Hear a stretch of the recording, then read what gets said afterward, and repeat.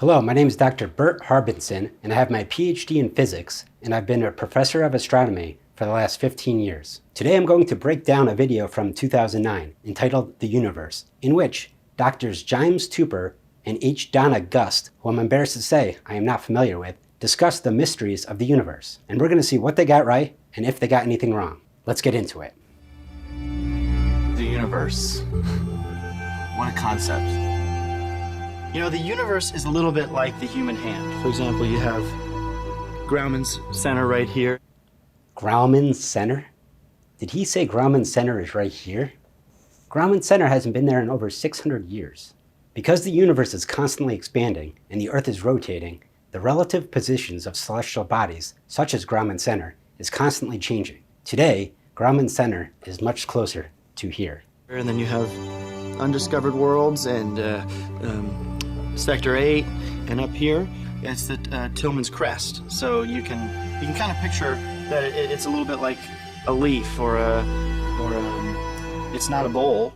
All right, so I have to give him a little bit of a break here, since this video was made in 2009. Just last year, Dr. Richard Pensel was studying the superposition of dark matter, and his tortograph revealed that the universe is, in fact, a bowl. But it's an upside-down bowl, so if you want to enter the universe, you have to do so from the bottom, like you're entering one of those moon pools in a submarine, which is why no one has ever entered the universe from the outside before. Because in order to get to it from the bottom, you need to, it's too far away.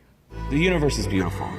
Something like a new woman that I was gonna date. You're dark and you're massive and you have a black hole. And all of those elements I want to explore, just like you would explore on a new date. Yeah, so I can't really speak to this point because I haven't been on a date in around 15 years. I've tried all the dating apps, and anytime a woman does respond to one of my messages, which is rare, it just says something like, "Leave me alone, you four-eyed science f***." The time it takes to get from one star to another star is insane. You need to travel at the speed of light. And us humans can't even fathom the concept of that kind of time because it's really, really, really, really, really, really, really, really fun to think about taking a speed of light ride. While I do admit it'd be very fun to take a speed of light ride, it's completely impossible and goes against the laws of physics. Because the only way that could be done would be to collapse the universe down into some sort of tube that you could travel through. And in doing so, that tube would need to be about twice the size of the universe. And then you wouldn't want to put it into a tube. If you could put the universe into a tube, you'd end up with a very long tube, probably extending twice the size of the universe, because when you collapse the universe, it expands, and it would be, you wouldn't want to put it into a tube. I couldn't have said it any better myself, and those calculations are correct. Picture a hot dog bun and throw all the stars, the hundreds of stars that there are in the universe, into a bag, and put the universe into a bag, and you all of a sudden, they become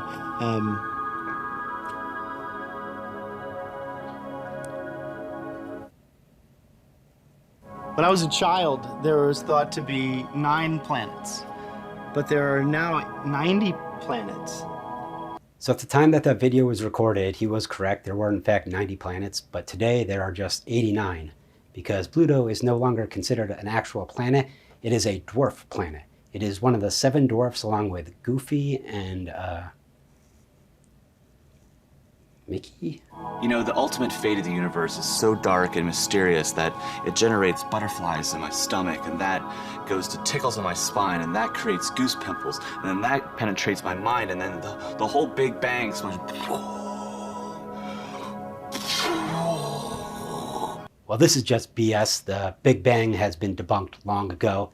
The universe was created a few thousand years ago when this guy was alone, and well, he was with his son and Holy Spirit, and they were alone, and there was like nothing to do.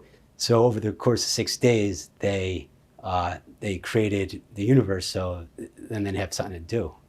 Stars can be fun. A lot of people say, Donna, you get so wrapped up in the physics of it, don't you have any fun? I said, well, I go up and I look at the stars through my telescope and I see the little dipster, or I see the big dipster. He's close. It's actually the small dipster and the large dipster. Every star has a sister star, a little bit like 2 eyeballs. If you can imagine, if you could see the other side of my eyeball, you'd see a 360-degree eyeball. Do you like pina coladas? Okay, what is it? I don't remember.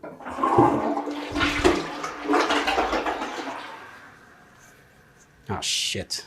Do you know that when you look at a planet and you see that light, that planet's not even there? That's just a light. That's just your neighbor shining a flashlight right into your yard, looking for coons. And he says, "What are you doing in my backyard with that flashlight?" And I told him, I'm shining in your window so I can teach your son about the universe. I'm all for alternative styles of education. Why are you communicating to my son? Why are you in all black behind my bushes shining a light into my house? And I said, I'm teaching your son about the universe. I mean, every kid learns a different way.